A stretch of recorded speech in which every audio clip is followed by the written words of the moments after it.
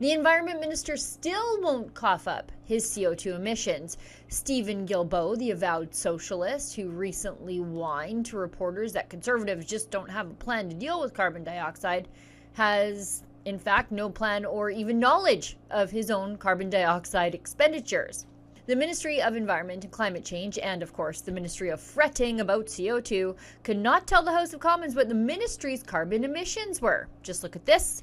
The non-answer came in response to an order paper question from Alberta Conservative MP Earl Dreeshen, who asked, with regard to media reports that the Minister of Environment and Climate Change and his exempt staff incurred more than $700,000 in travel expenses last year, what are the estimated carbon emissions for this travel? And wouldn't you know it, the ministry admitted that it has not put the work in. Here's the response. ECCC, that's Environment and Climate Change Canada, is unable to respond with the prescribed timelines. It would require a significant amount of time and resources to extract this information. I see. It's a little too much like work. But that's right. Carbon taxes and tax hikes and tithing to the Church of Mother Earth for you because of your climate sins of going to work and feeding your family and, of course, not freezing to death. But Guilbeault is in such good graces with the gods of the climate cult that he doesn't even have to keep track of what he does. I'm a liberal and a proud socialist, Mr. Speaker, but this reminds me of a certain quote from Prime Minister Harper, who talked about the fight against climate change as a socialist plot. That's what the Conservative Party, and here it is, you have it again, Mr. Speaker, they do not believe that climate change is an issue.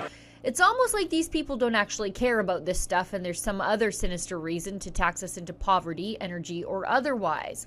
And front-facing moral preening while exhibiting complete apathy about carbon dioxide behind closed doors, like the rest of us, is a feature, not a bug, in Guilbeault's ministry.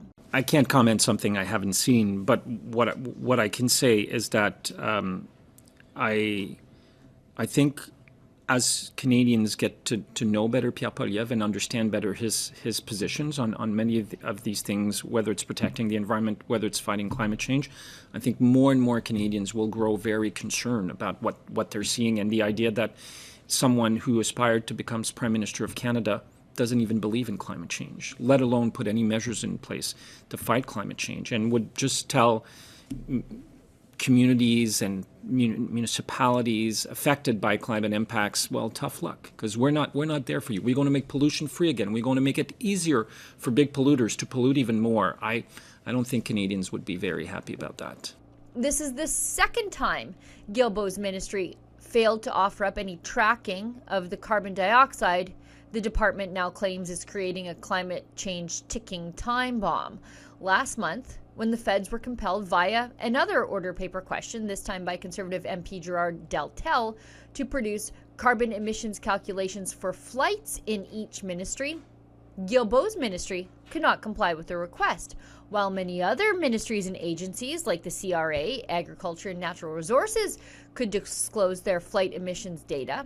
Environment and Climate Change Canada noted that the ministry did not track such information. So, one would assume they must not be all that serious about this sort of stuff. I have to admit, I'm a little worried for the leader of the opposition. When he has to stoop to bringing up the separatist boogeyman to try and scare Canadians, he must be running out of material. The fact of the matter is, Mr. Speaker, Canadians are afraid of climate change. They're afraid of the extreme weather events.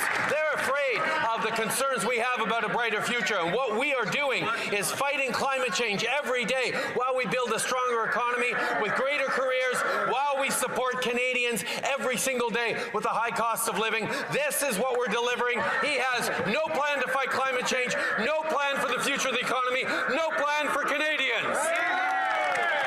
Another proof point to my theory is that the Department of Environment and Climate Change recently blew through $250,000 on flights alone to the last UN climate change conference. That's a heck of a lot of air travel from a government that very recently declared a climate emergency. For Rebel News, I'm Sheila Gunn-Reid. Radical environmentalists like Stephen Guilbeault, they don't even believe the lies they tell us. If you disagree with their plans for your money and your life, if you disagree with their plans for control and wealth transfer? Why don't you sign our petition at nogreenreset.com.